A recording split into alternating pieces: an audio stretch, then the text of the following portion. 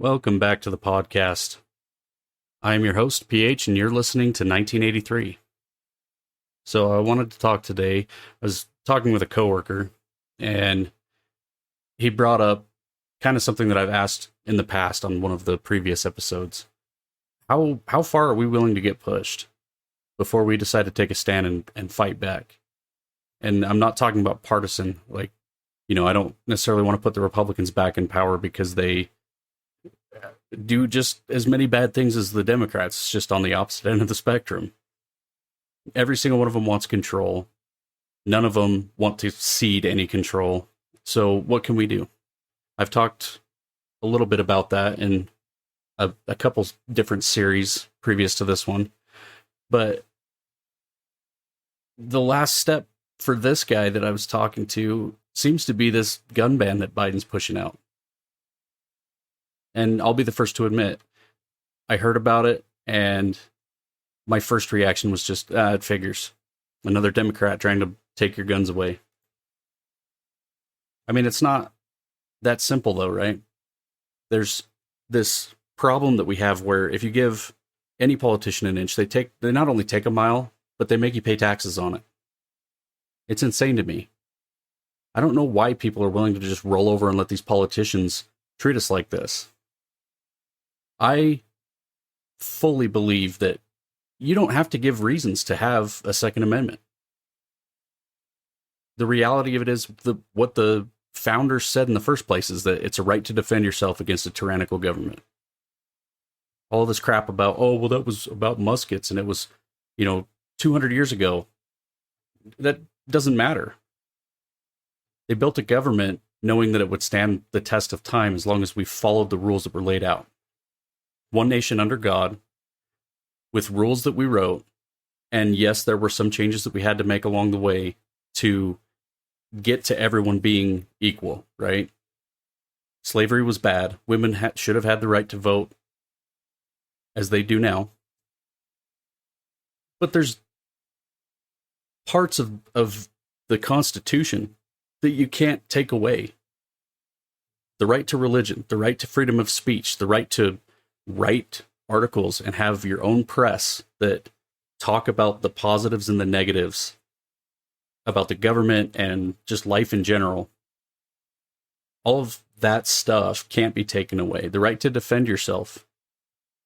If I am being attacked by someone with a weapon, it doesn't matter if I shoot them with a 9mm or a howitzer. My right to protect myself is exactly that. There is no such thing as excessive force when your life is on the line. Anyone that has served in the military would know that. So, at what point in time have you had enough? They've been attacking religion for years. A lot of people out there aren't religious, and that's fine. They've been attacking guns for decades now. They've been throwing... You want to talk about the left and the right coming together and going up against this tyrannical government? They've been raising taxes since the beginning of time. They've been throwing black people in jail for almost no reason.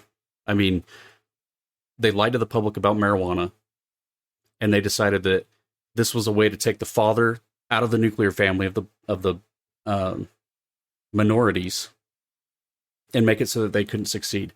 It was literally a Democratic president that even used racist words when he was talking about the reason that they did it. It wasn't the right, it wasn't the left, it's the people in power, and that's the problem.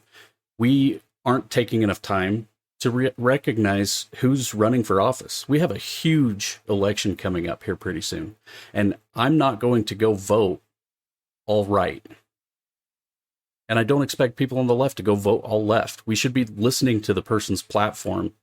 And not only should we be listening to them and voting for them because of their platform, we should be holding them to that. There are repercussions for politicians that don't do what they promised. One of them is recall. If they go far enough, it's prison time. They're not above the law, especially when you consider that there's,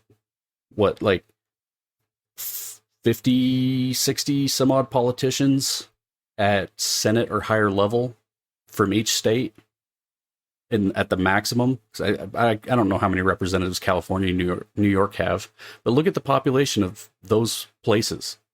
Those politicians should be shaking in their boots. And I'm not saying that we should go use violence against them, but what I'm saying is they're extremely outnumbered. And if they have a pissed off populace that wants to make changes and legitimate right changes, they should be shaking in their boots right now.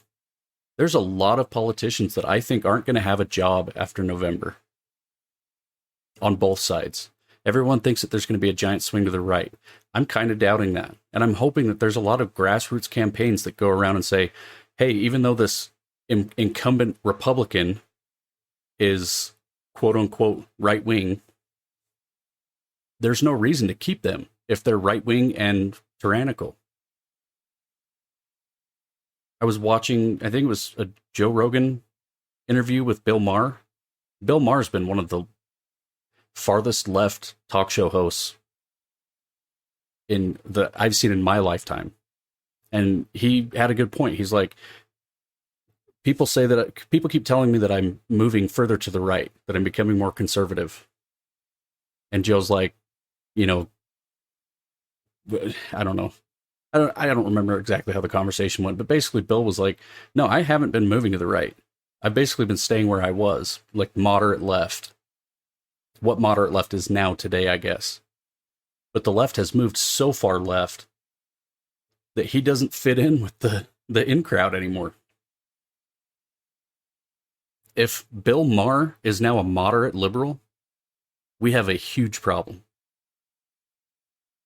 And it's the same problem on the other side. People that go alt-right and end up being like white nationalists and stuff like that, those people should not be leading our country. We should be finding a politician that serves the populace as a whole and meets the majority of the population's needs. That's what the democracy is all about, is it's supposed to serve the majority.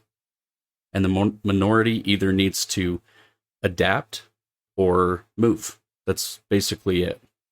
And I'm not saying minorities by race, because there's a lot of people in other races that agree with me. What I'm saying is, if you are a minority, meaning you are so far left or so far right that you don't fit into the group of people that are honest, true, hardworking Americans paying taxes and doing all the things that they're supposed to do in order to have, quote unquote, the best life in the world, right? Because we're still the greatest country in the world as far as freedom goes. We're starting to slip quite a bit. But the reality is, you pay taxes for your freedom. You go to work and contribute to the economy for your freedom. A lot of people serve in the military, the police department, fire department, as paramedics, doctors. People come together. They use capitalism to fulfill the needs of society. And for some reason, we're letting these far left politicians and professors drive how this country is working. If you ask President Biden how many people he's talked to in the past, I don't know, let's say 6 months, about politics and where he should go as a president, $20 says he's talked to far less just regular Joe people. All of them are high-ranking military or high-ranking professors, doctorates in social sciences, and I mean, the list, I'm sure, is endless. Moral of the story is, we need to come back as a nation under God and figure out how to deal with our differences instead of calling each other out for having differences. That's not how this country was founded. Everyone was not under the same flag. We had tons of different states that wanted to be their own country and basically have a conglomerate of those countries together as it wasn't 50 back then, but the original states of America. What was it, 13?